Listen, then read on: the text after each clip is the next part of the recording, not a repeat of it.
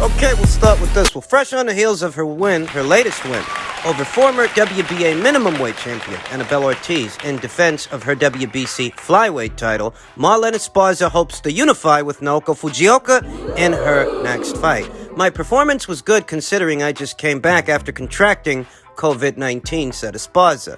I wanted to see what it would feel like to come back, and I can say that there is some fatigue. We knew she was a counterpuncher, so we were prepared for it, but I can feel a little bit of the fatigue. Now that it's all over and I know what it feels like to come back, I want all the belts. I want Naoko Fujioka from Japan and just unify this division. That explains why Marlen's fight wasn't a unification fight. You know, I wondered why she was fighting Annabelle Ortiz, of all people. Annabelle Ortiz, who traveled 2 divisions north for this fight. 2 divisions north of where she campaigns at minimum weight. She was coming right off that loss to Senicia Estrada. That's the fight where that WBA title changed hands. I wondered, why was it that Marlen was fighting Annabelle as opposed to a champion at her own weight? And based on these comments, I can only deduce that the reason for this was because she contracted COVID-19 and she needed to take her foot off the gas a bit. She did that with Annabelle Ortiz. Avispa proved to be a difficult fight for Esparza as the 13-time world title defender brought with her experience and technical ability. Esparza, however, was not intimidated as she went after Ortiz and did not back down after Ortiz's attacks. After an exciting fight between 2 veteran warriors, the scorecards ruled in favor of Esparza. I think I delivered a great fight. Simply the referee did not favor me, said Ortiz. He counted 2 slips that were obviously not knockdowns. She pushed me. I'm very unhappy because they put someone in the ring who does not know how to do his job, especially when this is a world title fight. It is a disservice to the sport. They took the victory away from me. And that's not the first time that Marlen Esparza has been accused of favorable officiating, favorable judging, or favorable scorecards. I vaguely recall the same being said in the Sulem Urbina fight, the grudge match between Sulem and Marlen Esparza, and Marlen's title fight before this fight against Beth Zamora Silva, the then reigning WBC flyweight champion. It's becoming a pattern. Saw the fight, and I do think that Marlen won the fight clearly, won the fight comfortably, though those slips being ruled as knockdowns. What I'm talking about. So, Marlen Esparza is targeting unifications for the coming year. Unifications in 2022 against none other than Japan's 4-division champion, Naoko Fujioka. She's 14 years older than Marlen Esparza and has only fought once in the last 2 years. Her most recent outing was earlier this year, and she showed that she still got it against Marlen Esparza's longtime rival, Sulem Urbina. It's a very different proposition. That fight. You know, what Marlen just faced in Annabelle Ortiz and what she will face in Naoko Fujioka, if and when the time comes for them to unify, for them to fight. Annabelle Ortiz traveled 2 divisions north of where she normally campaigns for this fight with Marlen, whereas Naoko, she's a champion at this weight. She'll fit right in, she'll be right at home. Naoko's tough as old boots. In 12 years as a professional boxer, 22 professional contests and 22 professional contests. Never been knocked out. Naoko Fujioka's never been stopped. She's never been knocked out. Marlen Esparza, not being a heavy-handed puncher, a knockout puncher, it's safe to say that this is a fight that would go to the cards.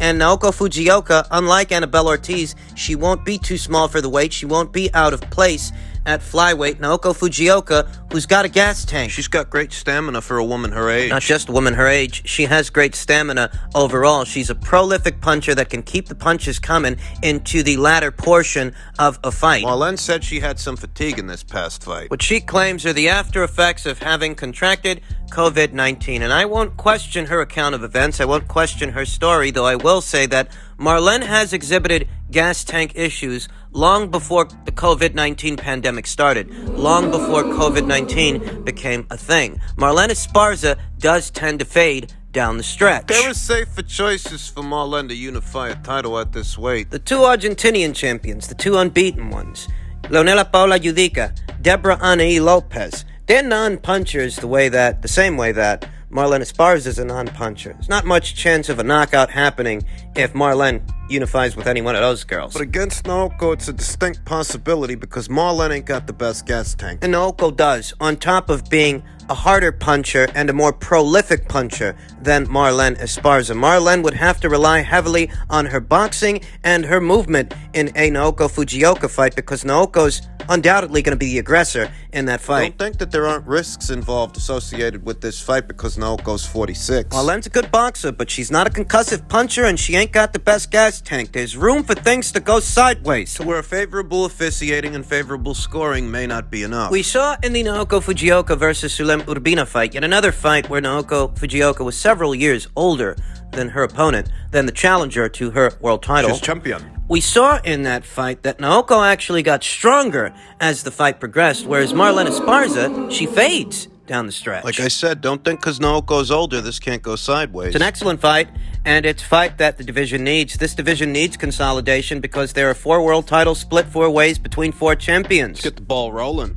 In other news, reigning WBA welterweight champion Yordenis Ugas is pleading with the fans, pleading with the critics to stop attacking Errol Spence. You don't see that too often. What kind of bad intentions are you coming into this fight with if you're pleading with Errol Spence's critics that they stop attacking him for fighting you instead of fighting Terence Crawford? Why don't you just call a spade a spade? Why don't you just say that Spence chose me because he doesn't view me as the same kind of threat that Terence Crawford is? You can't use network and promotional politics anymore since Terence Crawford doesn't fight on ESPN. He's not under contract with them or Top Rank. Errol doesn't have that excuse to fall back on anymore. What Yordenis Ugas did say is, hey man, stop attacking Spence because he's not fighting whoever you want. He is a champ and he is fighting another champ from his company. Crawford was with Top Rank, now he's a free agent and available. I have faith that in 2022, the 147-pound division will have an undisputed champion. And I don't have faith that that will happen because the co-main event to the main event of this card just so happens to be Stanionis versus Butaev. Remember, they got Stanionis to stand down. They managed to get Stanionis to step aside. Hypothetically speaking, if Stanionis beats Butaev, what are the odds they get that guy to step aside again? Do you think he's going to do that? What if Butaev beats Stanionis? Who says that Butaev stands aside the way that Stanionis did? What if he doesn't? What then? The placement of the fight, where it falls on the card. It's the co-main event to the main event. It's almost like you're trying to introduce the both of these fighters to the audience at large to prepare them for what could be Spence versus Stanionis or Spence versus Butaev, provided that Spence wins. Oh, you're still making promises about there being an undisputed title fight next year. There's no guarantees that happens. Earlier this year, Errol Spence Jr.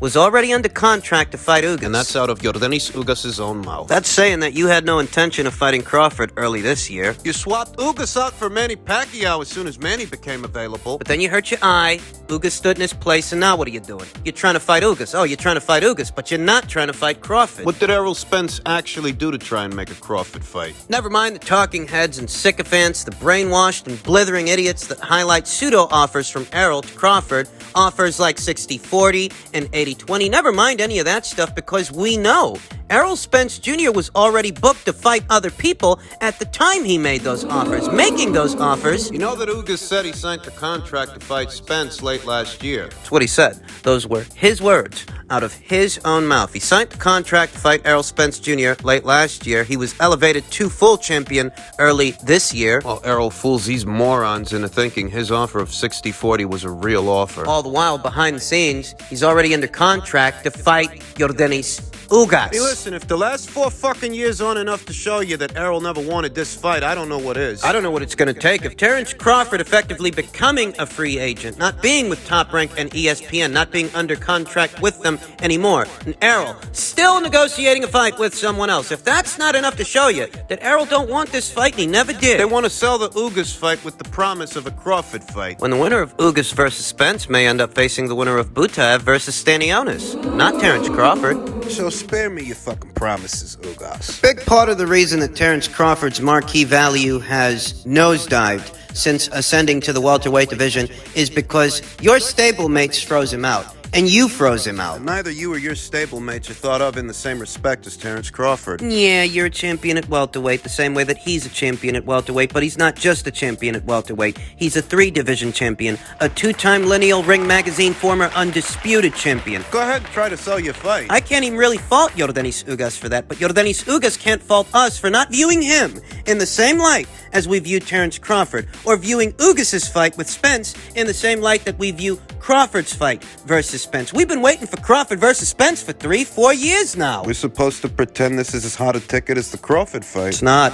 And the criticism that Errol Spence Jr. is receiving from the critics, he's not above it. He brought it on himself. Here come the token Maypac references. Spence's fans' convenient explanation as to why the fight has taken so long. And listen, Errol Spence Jr. ain't Manny Pacquiao or Floyd Mayweather Jr. You guys spend enough time diminishing Terrence Crawford and his marquee value. So in what way is this like Maypac when, according to you guys, Terrence Crawford ain't a draw? In Maypac, both guys were big draws, both Manny Pacquiao and Floyd Mayweather Jr. In you guys' opinions, Terrence Crawford ain't no draw. He ain't no big name. He ain't no big marquee attraction. So then how the fuck is this like Maypac? It's nothing like Maypac. That's just a haphazard explanation for Errol Spence Jr. putting this fight on the back burner when, according to the fans, a good number of them, this fight, the one with Crawford, was a lot more important than any of the other fights he had the last 3 or 4 years. Listen, I never thought the fight was gonna happen. And I still don't.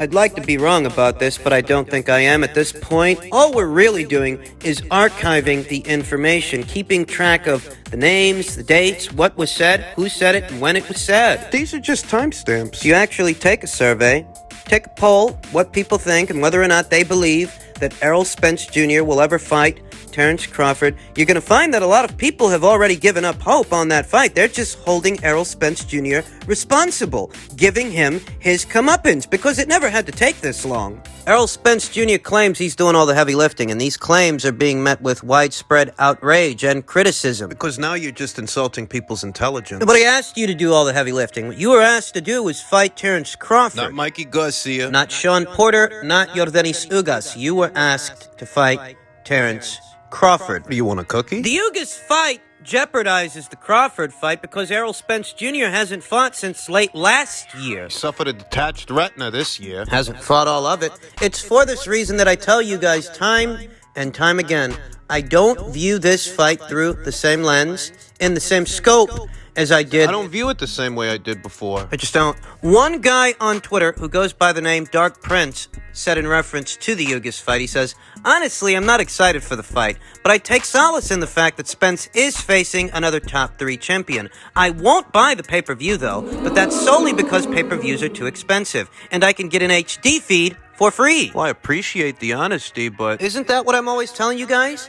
The guys that are giving Errol Spence Jr. a pass for this fight, the guys that are so forgiving of it, are guys who don't even plan on buying it. you say that this is a business move on Errol Spence Jr. and Al Heyman's part. They're just doing what's good for business, the same way that anyone else would. But how good is it for business when most of the people that are giving Errol Spence Jr. a pass for this are people that aren't going to spend money on the fight? For this reason, I appreciate the Dark Prince's honesty. Because it is through honesty that we can get to the facts of the matter. The fact of the matter is, most of the people you see giving Errol Spence Jr. a pass for this fight, most of the people you see relishing the opportunity to troll Terrence Crawford and troll Terrence Crawford's fans for Errol once again picking someone else, most of the people you see doing this are people that aren't going to spend money on the fight. And if they're not spending money on the fight, then how's this a good business move? There are a lot of people out there that are justifying Errol Spence Jr.'s decisions the last 3 or 4 years, justifying those decisions in the name of business. But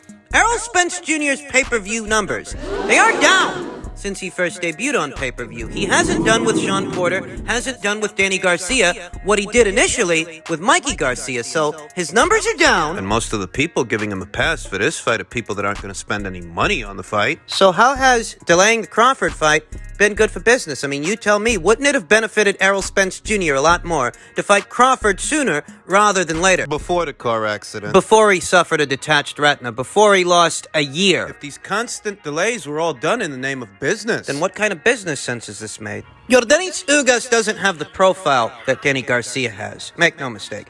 Danny Garcia fought Amir Khan, he fought Lucas Mathise, he fought Keith Thurman, he fought Sean Porter. A good number of fight fans were familiar, very familiar, with Danny Garcia ahead of that Errol Spence Jr. fight. But a good number of boxing fans didn't buy that fight. Errol Spence Jr.'s fans among them. And if Yordenis Ugas is a lesser-known guy than Danny Garcia, a lesser-known guy than Sean Porter, a fighter who doesn't have the profile that those fighters have, those fighters had, then what kind of numbers is Spence gonna do fighting him instead of Crawford? I never expected Errol to fight Terrence Crawford next. I told you, I made up my mind a long time ago that I didn't think these guys were ever gonna fight based on Errol Spence Jr.'s behaviors and his demeanor towards the fight. I made up my mind on this issue a long time ago, and at this point, I'm just archiving information, keeping track of what happens and when. And what I see is that Errol killed his own super fight. Errol Spence Jr. ruined it, and he ruined it not just for Terrence Crawford, he ruined it for himself. Rel Heyman ruined it for him. Errol Spence Jr. himself, his handlers, and some of his fans.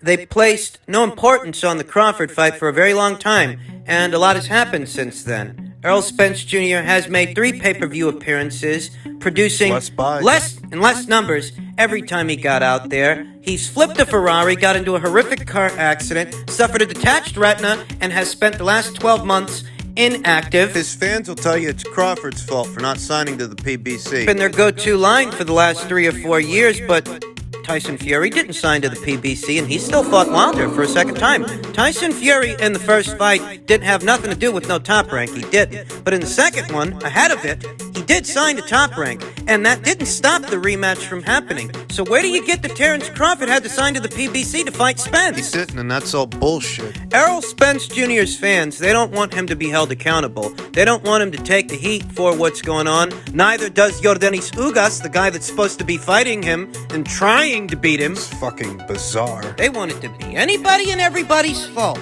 But Errol's. Errol, he wants to fight anybody and everybody.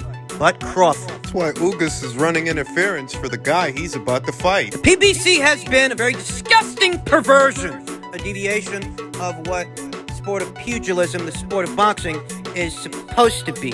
And we are seeing the after effects of their presence. That's what this is.